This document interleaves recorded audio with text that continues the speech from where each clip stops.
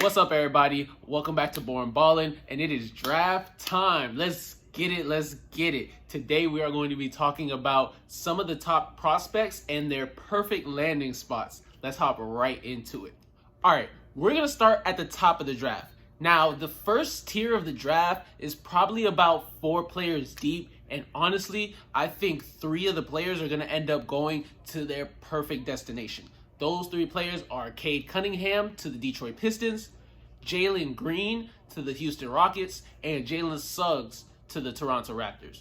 Now, Cade on the Pistons, it's match made in heaven. They need a point guard. He is the best. Jay Bilas said he's the best, most complete prospect he has ever seen. And Jay Bilas does this for a living, has been doing this for a living since most of you were born, since I was born. So he's definitely not wrong. He would be able to lead that franchise into a direction. They got Killian Hayes too. Killian Hayes is more of a secondary ball handler, so having a primary ball handler, Killian Hayes can be more into his role. You got a 20-point scorer already. Let's go make the playoffs. Jalen Green, KPJ tweeted 2 weeks ago that he's a point guard. If KPJ is a point guard, Jalen Green is probably the best shooting guard in the draft. So drafting him, putting him next to KPJ, match made in heaven. They're already friends, apparently. They made a friendship while KPJ was in the G League, and they ignited something, and maybe they can ignite even more. Now, for Jalen Suggs, personally, I do like Jalen Green more than Jalen Suggs. I think Jalen Suggs' floor is a lot higher, like Danny Granger type, but he's a very, very solid player, has a very possibly high ceiling, but his floor, he's going to hit his floor no matter what. And the Toronto Raptors could definitely get the most out of him. They're going to need another guard if Kyle Lowry's out of there, a bigger guard, preferably if we're going to have Fred VanVleet be our starting point guard. And Jalen Suggs, he checks that box. Defensively, creating his own shot. He's not the most creative, as in his finishing styles. He's not Swaggy P just doing stuff and wow, how do you come up with that?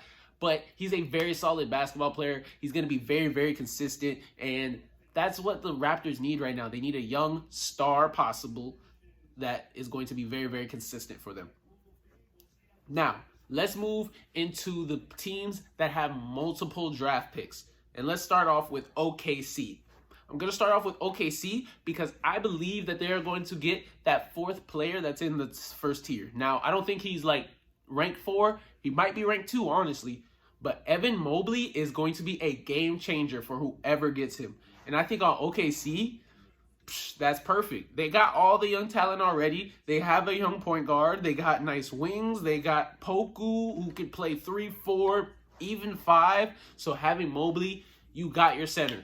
You have your center that is going to lock down the paint. That's the only position that you don't have a good prospect in, or a great prospect, I would say, in. Lou Dort, Darius Bazley. Like I said, you guys have very, very nice prospects.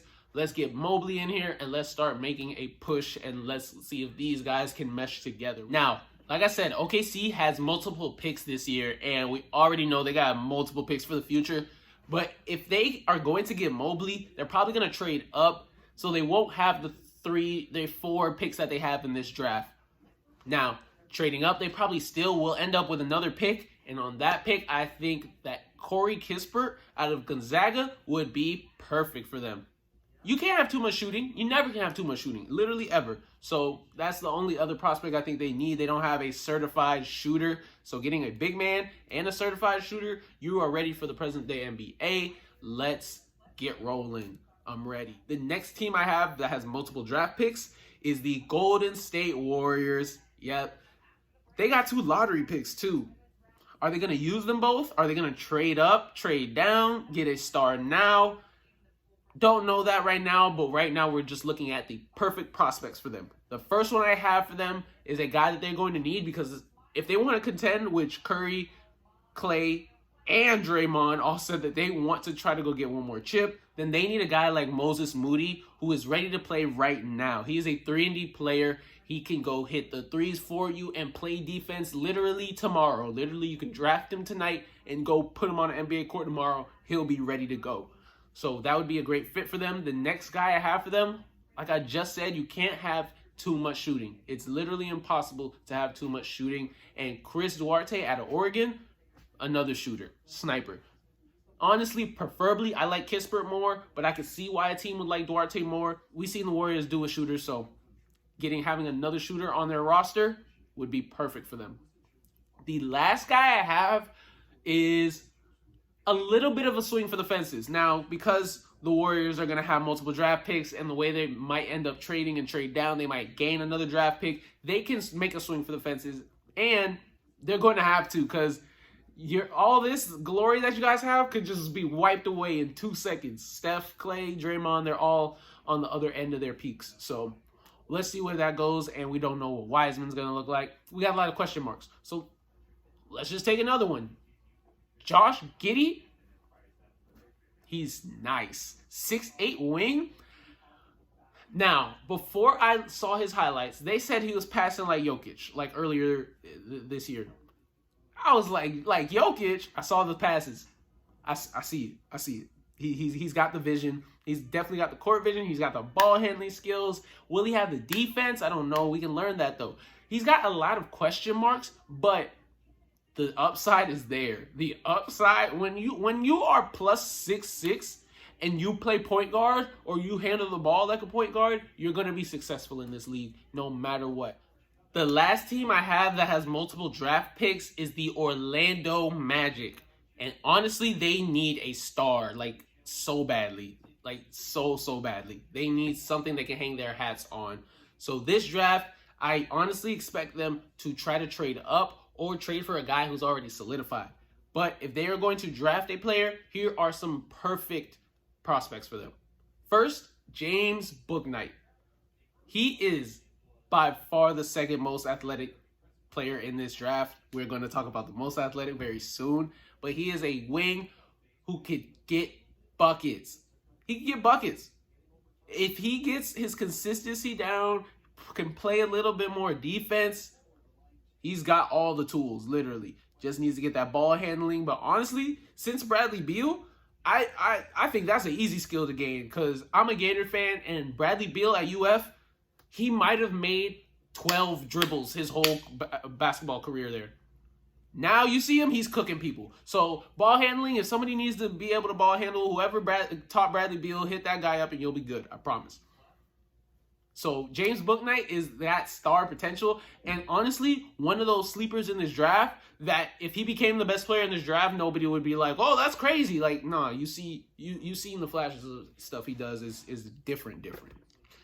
Now, the next guy I have for them is another wing player, because honestly, they have a lot of nice guards, so if they're going to keep these 2 picks, might as well get some wings too. They got Okogie last year. He's really good. I like their draft pick last year. But Keon Johnson is the most athletic player in this draft. Out of Tennessee, he can jump out the gym and then jump out the gym again. He's got bunnies for days. He's got a lot of defensive IQ. So seeing him next to Okogie, they could do something nice. Maybe you could play Okogie at the 5. I'm not saying this man's name right. I'm so sorry. But you know who I'm talking about. Playing them 2 next to each other, that could possibly work. You could possibly make that small ball lineup work. Isaac comes back, then you got the perfect front court. He's, like I said, he's got bunnies, star potential, which we need if we're the Orlando Magic. Need it. All right, let's move quickly through the rest of these prospects. And honestly, some of them I have 2 teams for, starting with Keon Johnson.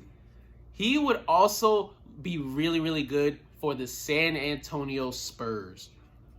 They have the 12th pick this draft, and Dejounte Murray is their starting point guard. I feel like they're solidified in that, and that's a good decision. But you need more playmaking, more scoring. You need another pop player. Not pop Greg Popovich, just a pop, as in like they pop off the screen.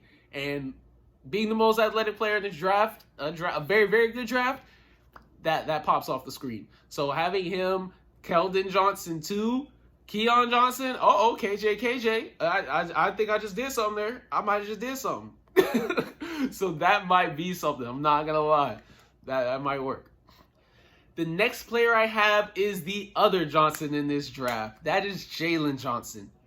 Now, he has so much potential, but he also looks like Ben Simmons.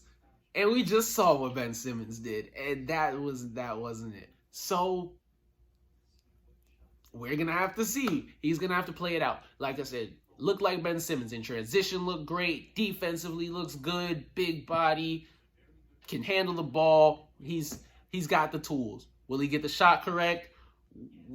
He's aggressive. Now, he's way more aggressive, but Ben was aggressive back then too. So we're just going to have to see. The two teams I have for him would be the Kings, because him and Fox in transition, oh my. The fastest player in the league, and which would become one of the biggest and best players in the league in transition next to each other. Oh, that would be crazy. He would be able to play that forward position too. Move Bagley to the bench maybe. Maybe Bagley needs to be on the bench so he could cook by himself.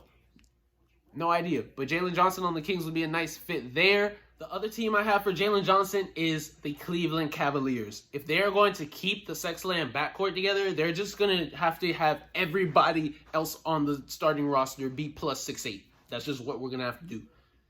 He's plus 6'8". He's going to lock down on defense. He can handle the ball himself, too. He's a good screener. Like, the role he would play there would be perfect. He could be that forward position. He could play crunch time 5, screen for Sexland, cover their mistakes on defense. It would be a good fit for them. They already got a core too. Let's see what we can do with that. Now, speaking of Sexland, I got a player. The next player I have reminds me a little bit of Colin Sexton. I like his handles a little bit more, and I think he's a little bit more explosive. Sharife Cooper is a dog. He is a hooper. No rhyme intended. He just gets buckets. And I really, really like his game. He is a lightning bolt off the dribble. So I got two teams that really are going to need a point guard. Now, this first team, they're losing their point guard to restricted free agency most likely, and that is the New Orleans Pelicans. Lonzo Ball is probably out the door, probably about to get a 20-plus mil deal. Pelicans aren't going to match that. They need a playmaker. Yes, they drafted a point guard last year, but you don't not draft Sharife Cooper because of who you drafted last year. He's a lightning bolt. Probably could be. He is the fastest player in this draft. Could he be the fastest player in the league one day?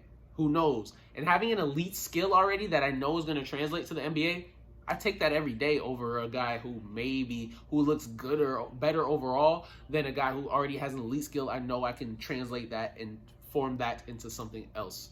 So him on the Pelicans with Zion too in transition. Ooh, I like that. The next team, the Indiana Pacers. Now, you're telling me, what? Malcolm Brogdon. Are you saying Malcolm Brogdon is a point guard? I'm not saying Malcolm Brogdon isn't a point guard. I am saying that I feel like they're going to end up trading Malcolm Brogdon. Why do I feel like this? Yes, they offered him to the Sixers for Ben Simmons, but I also feel like Malcolm Brogdon's value is as high as it's going to be at this point. So if you want to get the most assets you can get, they're also trading Aaron Holiday, which I thought was different. Are we bringing in another point guard? They're doing some stuff over there. I think they're looking to make a move. Miles Turner and Sabonis, I'm pretty sure their time is done. Whichever one of them gets moved, maybe Brogdon will be in that package as well. So Sharife Cooper would be a perfect replacement at point guard next to Karras. All right, now I got one more player that I have multiple teams for. And this guy, honestly, he had such an underwhelming season last year. But like coming out of high school, 6'10", fluid athlete, like he could get buckets. Definitely one of the baby KDs. Zaire Williams is special, very special. When you have that size and that fluidity and that shot, you get the world is your oyster. Does he need to get stronger? Yes. Defensive IQ? Yes. A lot of the problems MPJ had, not the injuries, well, some of the injuries. But you've seen MPJ at his best. You saw what it looked like. So how could you not take a guy that looks like that? How could you not? So the two teams I have for him are teams that are kind of in the middle right now. The Spurs. Are you going to get a superstar, or are you going to end up picking 11, 12, 13, 14 for the rest of the decade? You're going to end up in the middle. You got to take a swing for the fences. And this is a swing for those fences. Getting a guy who has superstar potential, who genuinely could be the best player in this draft. There are about 6 to 7, maybe even 8 players who could be the best player in this draft, and you'd be like, yeah, I mean, look at them before draft. Like, they looked good. Cade Cunningham, Jalen Suggs, Evan Mobley. I meant Jalen Green. Evan Mobley. Jalen Suggs even could be too. Zaire, Jalen Johnson. You honestly don't know. I'm going to say this Jay-Z line probably every video. Lord, we know who we are, yet we know not what we may be. So if you are going to tell me you know what a player is going to turn out to be, then you're a liar. The next team I have is another team that's in the middle. Are they trading away their superstars? Are they blowing it up? Are they going to run it back? They have no idea. They don't even know. But drafting Zaire Williamson, if you're Tommy Shepard and the Washington Wizards, the only reason I know that is Freddie Gibbs. If you're the Washington Wizards and you draft Zaire Williamson, putting him next to Rui, because right now you got Rui playing the 4, but he would look really, really nicer if he had a bigger wing next to him as well. So, them two. I said a while ago, the Giants are coming. They're here. They're here now. They're here now. Be terrified. Be afraid. Be afraid. All right, I got 3 more players for you guys before we finish up here. All 3 of them are low-key projects, but high-key could end up being great for your franchise if you take them. The first is Kai Jones, center out of Texas, and I have him as the perfect fit for the Charlotte Hornets. When I say perfect, running all day. I said in a previous video, all I need my centers to do is run, roll, rebound. And Kai Jones looked like he does that for breakfast, lunch, and dinner, and midnight snack. He's got the motor all day long. So him in transition with LaMelo and Bridges, watch out. Y'all watch out, league. Watch your heads, too. The next player I have is Scotty Barnes out of FSU. Now, I've seen a lot of projections of him going to the Magic and staying at home, and that would be kind of nice. But they already have Isaac.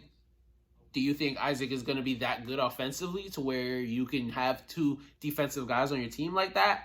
Personally, I have no idea. I don't really think that. So I think the perfect fit for him would be the Cleveland Cavaliers. Scotty Barnes, they keep saying he's going to be Draymond Green. Well, if we need big guys, like I just said, he would be perfect. He could play small ball 5 if we're not bringing back Jared Allen. If we are bringing back Jared Allen, he could play 4 and then close at 5. He's got a little bit of the shot. It's a little inconsistent right now. It's going to get there, though. The form is good. So I definitely believe in it getting there. Scotty Barnes, defense. He can play day 1. So getting him on the Cavs, getting him into that organization, high power, high motor. He cares. He cares a lot. And I feel like if the Cavs take him, especially if they, for some reason, take him kind of high, he will be invested in them and he will give them their all. He's going to do that with whatever team, but if you take him higher than he probably feels like, then he's going to give you even more. The last player I have is probably the most enigmatic player in this league, in this draft, and that is Jonathan Kuminga. He played for Ignite last year, the G League team, and he didn't look great. Had some very spotty moments, had some flashes of greatness, though. But he's only 18. So an 18-year-old playing against grown men is not going to look very good most times because you don't even have your whole body there. Like, that's just what it is. He's a very, very good defender. He's got flashes. He's another one of those players that could be the best player in this draft. So putting him on the Grizzlies defensively next to JJJ, if I am seeing those 2 at the 4 and 5, coach, I'm taking 3s all game because my is getting swatted if I go in there. So I'm not going in there. Personally, coach, sorry. Now, there's a couple players I have to give an honorable mention to just because I didn't have a perfect place for them, but I just got to give them a shout out. First, Jared Butler. Love his name. It's a mixture of my mom and my middle name. Perfect. I love it. He's a great player too. Next player, Franz Wagner. Little brother of Mo Wagner. I still believe in Mo Wagner. Would love him on the Heat. But Franz Wagner, I had him at the Kings, but then I was like, James Johnson would be better there. And he's going to be a good defender in this league, Franz Wagner. He could defend 3, 4, and 5. That's special, to be honest. And if he got the shot too, that's really, really special. So we're definitely going to have to see on him. The last one, Trey Mann, point guard, University of Florida. Go Gators. He's going to be solid. If the Pelicans or Pacers don't end up getting Sharife Cooper, I can see one of those teams getting him. Just didn't have a specific other one as well. Let me know who are the sleepers in this draft, guys. Who do you guys think is going to be the best player in this draft? Who are the sleepers? Who you guys think everybody is not know that they are going to end up being great? Hit me up in the comments. Hit me up on Twitter at born_ballin_ at CHEEZ_0 is my personal Twitter. We gonna be here like either the day after the draft or 2 days after the draft at the most. More than likely the day after the draft. I'm gonna be watching with y'all. Probably do who got picked to the best team, who drafted the best type video. We'll see. But until then, it's deuces and love.